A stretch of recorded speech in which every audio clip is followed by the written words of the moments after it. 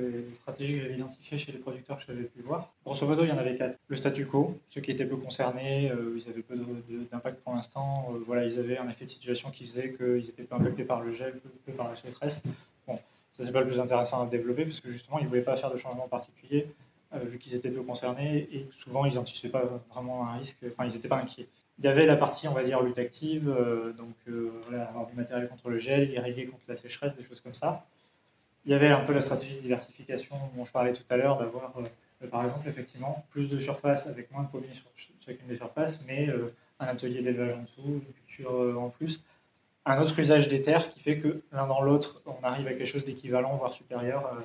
Le grand classique que je cite assez souvent en Normandie, le système de pré verger, il a été étudié dans pas mal de conditions pour que l'équivalent sur la même surface d'avoir un verger et un système de pâturage en dessous, et les mêmes fusionnés sur la même surface totale ensemble, on arrivait avec les bonnes conditions à avoir au final un rendement cumulé des deux qui est un peu inférieur pour chaque, mais la somme est supérieure. Et c'est ce type de modèle qu'on pourrait aller chercher, qui a voilà, l'avantage de diversifier tout ça. Et sur la partie, justement, être en fait moins sensible au risque, une des stratégies, c'était, entre guillemets, du laisser faire, ou plutôt du faire avec. C'est-à-dire, alors, parfois contraint, mais cette stratégie de, en fait, avoir moins d'investissement, moins de risques pris dans la culture, voilà, moins de traitement, moins de coûts qui allaient avec, moins de rendement à la fin, certes, mais finalement, l'un dans l'autre, ils s'y retrouvaient et ils étaient moins sensibles au risque grâce à ça. C'est-à-dire qu'ils pouvaient se permettre 5% de perte, 10% de perte de temps en temps, sans que ça les impacte plus que ça. Et là-dedans, il y a aussi, donc c'est toujours une équation compliquée, hein. Il y a le système technique, on va dire, la conduite du verger. Il y a la commercialisation derrière, ceux qui vont arriver à mieux valoriser leurs produits parce qu'ils sont dans une démarche de qualité, par exemple, parce qu'ils vont avoir moins d'intermédiaires sur la vente en circuit plus court ou direct, qui n'est pas forcément une solution magique, mais des fois est une façon de récupérer un peu plus de marge sur un produit final qui fait qu'on peut se permettre d'avoir moins de rendement et des revenus similaires, et peut-être moins de contraintes, parce que s'il faut moins traiter, s'il faut moins passer pour désherber, ça peut au final être intéressant pour eux. Et c'est ce type de stratégie que certains ont adopté pour qu'ils puissent tolérer un certain risque sans que ça les mette trop en difficulté. Mais du coup, si on parle de diversification, si on parle de changement de circuit de commercialisation, de point de vue verger, ça implique pas mal de changements dans les systèmes agricoles. Effectivement, il y a la question de l'accès à la terre, il y a la question de comment distribuer les produits, du prix d'achat aussi, des intermédiaires qu'il peut y avoir. Si on multiplie plusieurs modèles, si vous mettez des poules pondeuses sous vos vergers, bon, c'est super en termes agronomique parce que les poules vont pouvoir taper sur les ravageurs, vous avez 2 ateliers en un, les arbres les protègent de la chaleur l'été, etc. Mais par contre, vous avez 2 métiers. Vous êtes éleveur de poules pondeuses et arboriculteur. Donc ça demande beaucoup plus de compétences, ça peut demander plus de temps, alors ça c'est plus ou moins compliqué selon les modèles. Et donc c'est toute une organisation des fermes en général, des filières qu'il y a derrière qui est impactée derrière. Est-ce qu'on a des collectifs où c'est en fait, il y a 2 métiers, mais en fait il y a 2 personnes, un pour chacun des métiers, qui peuvent se relayer, qui sont solidaires économiquement dans la même ferme, mais du coup c'est la gestion d'un collectif et plus d'une ferme individuelle, donc c'est pas les mêmes enjeux. Il y a le facteur humain qui se rajoute un peu plus. Si on a des plus petites productions un peu moins standardisées, pour les process industriels par exemple, c'est plus la même histoire. En termes de, est-ce que les produits sont, est-ce qu'il y a une demande pour les produits, est-ce que le prix correspond aux moyens pour l'acheter derrière, tout ça qui est un peu à revoir derrière. Donc ça implique des gros changements dans la façon dont on organise l'agriculture actuellement. Voilà, c'est un peu de défi et de l'occupation pour les prochaines années, alors ça va nous donner du boulot. Quand je parlais de diversité tout à l'heure, en fait on ne sait pas, même si on a des indices sur ce qui semblerait un peu mieux, on ne sait pas quel est dans tout ça le modèle qui va marcher, il n'y en a pas en fait. Il y aura un modèle par situation, et ce qui va être plus difficile d'une certaine manière, c'est que sur le circuit dernier, ou en tout cas la moitié, on va dire, on est parti vers un modèle plus simple, plus homogène, plus standardisé, plus facile à gérer. Hein. Si je caricature, le champ est devenu un laboratoire en conditions plus ou moins contrôlées. Là, on remet de la complexité, on remet de l'agronomie en fait, dans la gestion de tout ça. Et donc, c'est plus compliqué qu'avant. Mais c'est peut-être là-dedans qu'on arrivera oui, c'est ça, parce que dans les années 90, on a valorisé le modèle Bastige, M106, plantation telle densité, et puis la quantité de vergers qui se sont plantés selon ce modèle miracle qui devait être le meilleur pour tout le monde. Là, aujourd'hui, on se rend compte, ben là, finalement, il faudrait peut-être développer un modèle pour chaque ferme. Puis que chaque ferme, chaque producteur ait son propre modèle qui va bien avec son terrain, avec son caractère, avec l'investissement qu'il veut faire. Il y a un enjeu assez fort qu'on a un petit peu perdu d'une certaine manière dans les échanges et dans les retours. Donc, quand je disais que les référentiels qu'on pouvait avoir ne sont plus tout à fait valides et le seront de moins en moins, et en plus on n'arrivera pas à en construire un nouveau, et hop, c'est bon, il est valide pour 80 ans et on n'a plus à s'en occuper, ça va ne faire que changer. Tous les échanges, que ce soit, là pour le coup, que ce soit au sein des filières pro, on va dire, et entre amateurs, tout ce qui permet d'avoir des retours sur moi j'ai testé ça, telle variété, tel montage, telle condition, ça a donné ça, c'est en fait c'est les échanges autour de ça qui vont permettre de faire le tri, de commencer à voir dans quelle direction il semble le mieux d'aller parce que moi j'ai un peu plus de succès dans telle condition. Et en fait, au niveau agriculture, c'est l'expertise paysanne, hein, en fait, c'est l'expérience pratique répétée et qu'on met en commun. Parce que c'est long, hein, une sélection variétale, si vous attendez 10 ans pour avoir des fruits, commencer à étudier, voir ce que ça donne. Voilà, tout seul, c'est le travail de plusieurs vies. Bon, si on le fait ensemble, c'est plusieurs vies en même temps. Donc on peut essayer d'aller un peu plus vite. Et c'est ça qui a un petit peu à reconstruire, parce que ça s'est beaucoup perdu. Ça se fait encore, hein, évidemment, heureusement. Mais ça s'est beaucoup perdu voilà, dans les décennies passées, pour ne pas dire plus. Pour tout un tas de raisons plus ou moins légitimes, c'est pas forcément le sujet maintenant, mais il y a un enjeu là-dessus. On ne connaît pas la bonne réponse, on la connaîtra trop tard. Donc plus on échange et plus on est nombreux à travailler là-dessus, plus on ira vite, on va dire, pour s'adapter. Ce que tu dis est très vrai, mais en même temps, moi je reçois énormément de correspondances de gens qui vivent aussi dans des endroits, des pays froids, où les conditions sont un petit peu marginales pour la culture du pommier. Ils me demandent des conseils sur les variétés qui fonctionnent bien chez moi. Mais je leur dis, oui, ça va bien chez moi, mais ça ne veut pas dire que ça va bien aller chez vous. C'est pas évident, il n'y a aucune certitude. Là. Il faut que tu fasses tes propres essais aussi. Là. Oui, oui, tout à fait. Je veux dire, c'est aller chercher un peu dans des modèles qui se rapprochent de ce qu'on a ici, y compris des fois loin. Hein. Quand je dis loin, ça peut être à l'étranger, ça peut être une autre région, mais qui ont des points voilà, similaires, des similarités, où on peut aller chercher des indices. J'ai en tête là, les agrumes, typiquement dans la région où tout commence à revenir.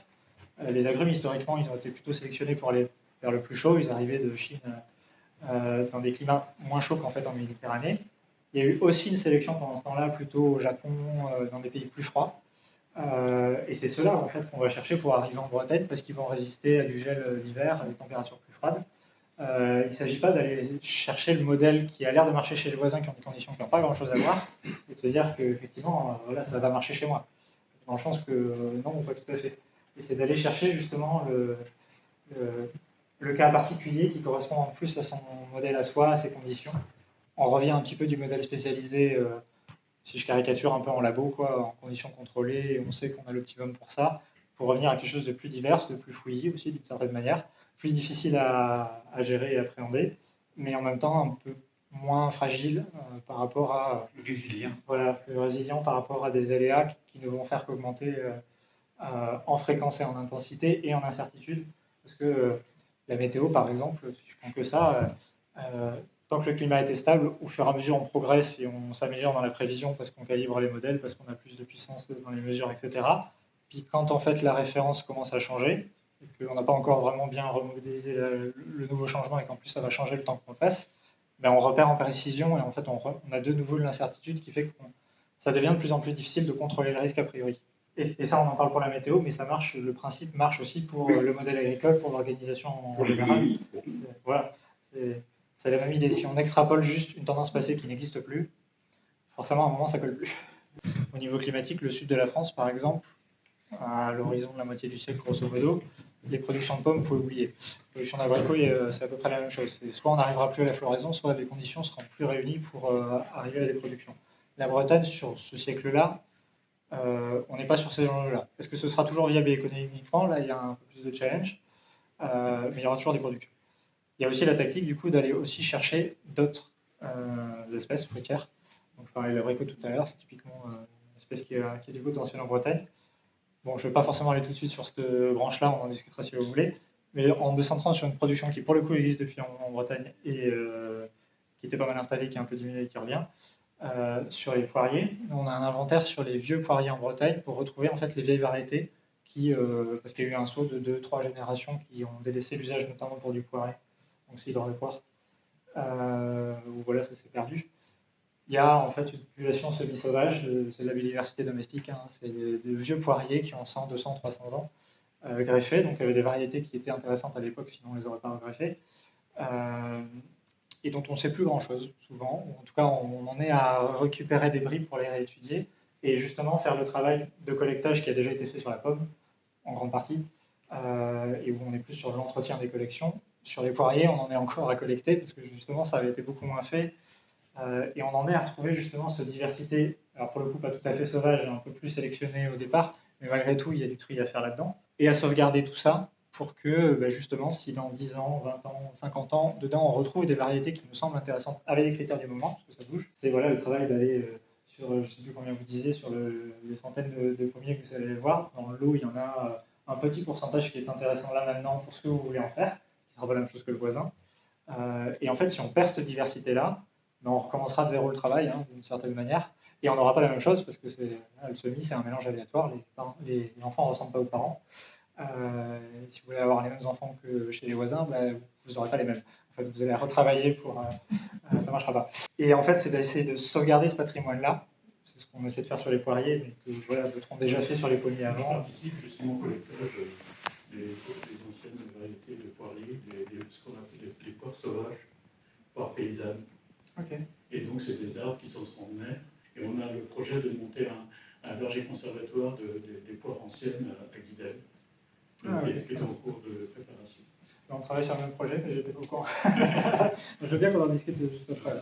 Il y a une petite annonce quand même, comment on en... En fait, il faut que tout ce que voit le chiffre, c'est 700-800 au moins là pour l'instant, qui sont des vénérables.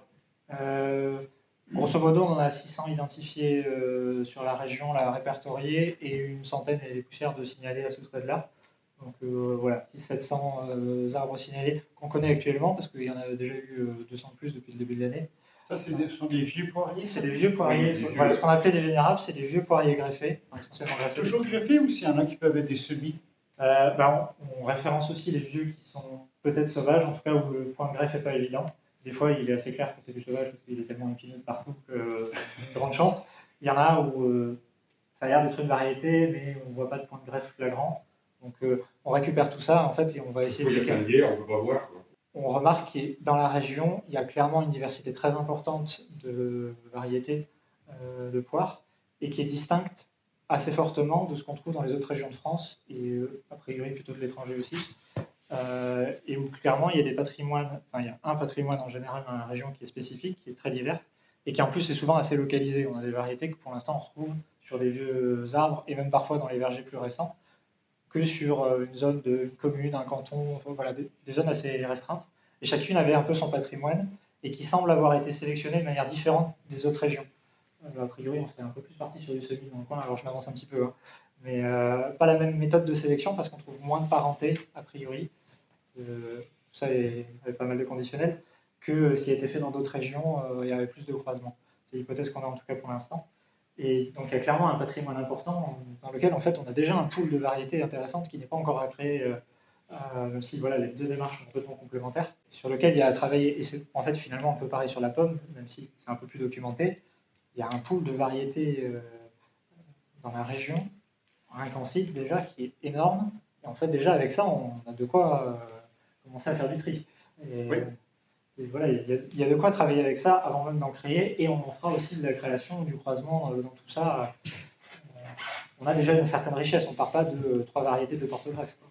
Et qui pour le coup fonctionne dans le climat actuel et son évolution un petit peu dans la région. Souvent dans les fermes, où il y avait des vergers pour de la pomme, il y avait souvent 1 ou 2 poiriers qui étaient utilisés, alors soit pour faire mélanger avec des pommes pour faire du cidre ou faire du poiré. Mais ils n'étaient pas très nombreux dans chaque ferme, dans chaque verger, mais ils existaient, quoi. Ces poiriers étaient là et ils étaient utilisés. Donc il y a des poires qui sont difficilement consommables, parce qu'il y a même une qu'on appelle la pertague, donc qui était un mangeur pratiquement, mais qui servait à faire en mélange avec du jus. Et puis autrement, la fameuse poire Saint-Michel. Et donc, très courant dans le secteur de Quimperlé-Loire, notamment. C'est un peu ce même schéma dans le Nord, enfin, peut-être moins nettement sur le Dinan, enfin, il y avait peut-être des vergers déjà, enfin, ça à vérifier. Mais c'est souvent des arbres isolés, rarement dans les campagnes, c'est-à-dire le dernier qu'on m'a signalé, il est effectivement dans un champ, mais en fait, c'était bâti à une époque juste à côté. Suggestion comme ça, pour reboucler avec ce qu'on disait au début, et les coups de vent, enfin, de plus en plus, on voit que le poiré revient quand même dans la production. Si l'ancrage du poirier est pertinent, peut-être que comment faire d'un rideau avec du poirier, comment pour protéger les cultures de pommiers, c'est une façon d'aborder le sujet. Je pense que c'était pas un peu ça qu'ils faisaient en Normandie. En Normandie, ils mettaient des poiriers autour du champ, avec des pommiers au centre. Oui, c'est comme ça. Ce qui est intéressant dans le poirier, c'est qu'on sait qu'il y a un enracinement très profond, qui va surtout... C'est un pivot. Voilà, c'est un pivot qui est fort. Par contre, ensuite, les grandes tempêtes, jusqu'à plus de 200 ans, c'est déjà eu en 91 et 92, et là, c'est la catastrophe pour eux, c'est l'essor pour eux. C'est de la catastrophe qu'ils ont pris conscience du produit, ils ont décidé de le protéger, mais ils ont perdu 70% de leurs arbres sur les grandes tempêtes. Par contre, le poirier aussi, c'est un essor parce qu'économiquement, il se valorise très bien par rapport au cidre.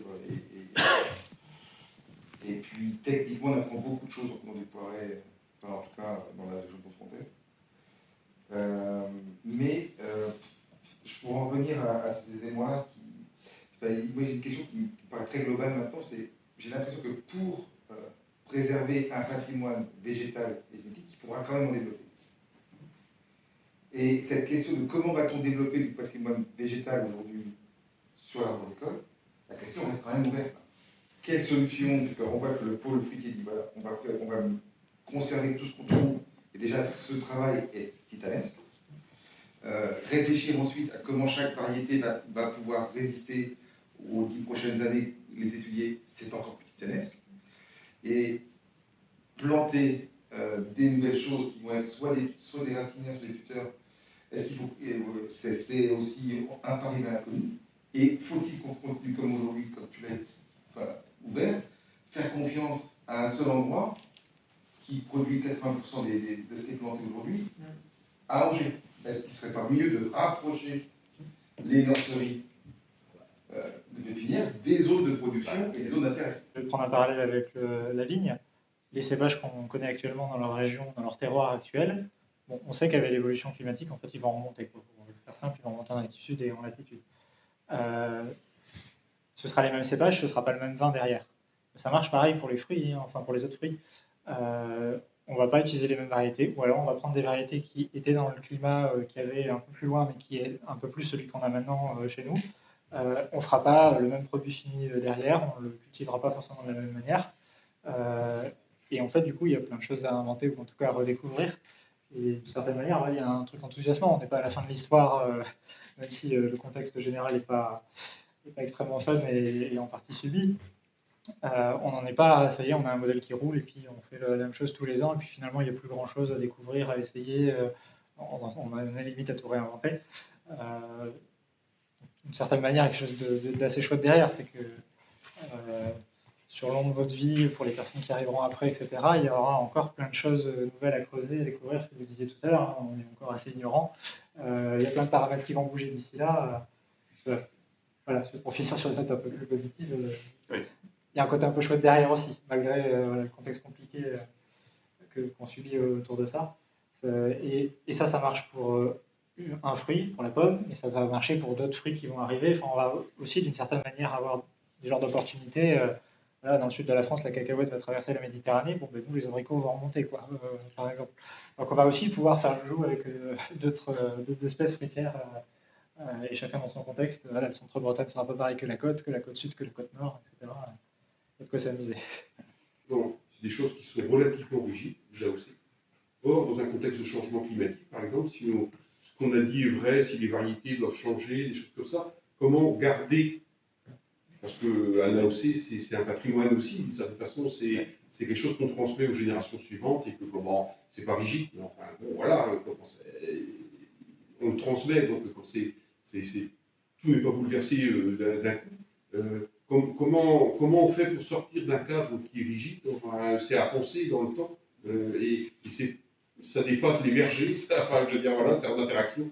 C'est bien que tu en parles parce que justement, c'est ce que j'allais un petit peu conclure là-dessus, c'est qu'effectivement, on sait qu'on va aller vers des variétés qui vont évoluer et que cette évolution, eh bien, ça va donner des cidres différents, forcément.